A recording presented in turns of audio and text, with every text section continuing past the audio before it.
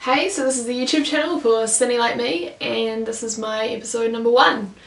I'm going to be starting from where I left off about how can we create more jobs, that question, and why I think it's redundant. So yeah, like I said, I was doing this doco and everyone was asking how can we create more jobs, because it seemed like the unemployment rate is pretty high at the moment. I don't know if any of you have noticed, but a lot of jobs have recently been replaced by machines, and it's happening in all sorts of different industries. Pick and Save has those checkout self-serve counters that kind of do your shopping for you. Jobs replaced. Another industry that's being affected is the film industry, not the creation of film, but in cinemas. They've got those automatic ticket sellers. That's probably quite a few jobs. And the majority of New Zealand's soon going over to digital projection instead of film projection, and that can all be done automatically. It just needs to be programmed, and then the projectionist can just gap it, so you can have one person running 10 movies at once instead of 10 projectionists. So they're going to be losing jobs there. I used to live in Denmark, and they've got a whole automated railway system, like underground subway in central Copenhagen, that's completely unmanned. You get in there by putting your ticket in this thing and you go in, and the train's unmanned. That's completely run mechanically. And I think that lots of industries have been affected by this. Contour crafting is actually a fabrication technology, the so-called 3D printing, when you directly build a 3D object from a computer model. Using contour crafting, it will be possible to build a 2,000 square foot home entirely by the machine in one day. The reason that people are interested in automating construction is that it really brings a lot of benefits. For example, construction is pretty labor intensive, and although it provides job for a sector of the society, it also has issues and complications. For example, construction is the most dangerous job that there is. It is worse than mining and agriculture. It has got the highest level of fatality almost in every country. And when you look at the hardware store that opened on the North Shore, 150 jobs, 980 applicants.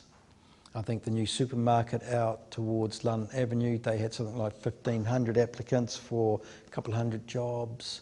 In fact, if you take a moment to reflect on the jobs which are in existence today, which automation could take over right now if applied, 75% of the global workforce could be replaced by mechanization tomorrow. They have machines that can build houses. Like, that's an entire industry wiped right there if they create these on a large scale. And people are scared of this, which is fair enough, because, you know, that's your livelihood. But I think if you've got a mundane job, checkout person, I assume that's no one's ambition. All they want is the money, or, well, not even the money. They want food and shelter and entertainment, and the tool they need to get these things is money. So therefore they're doing this job. The job gets replaced by a machine. Freak out.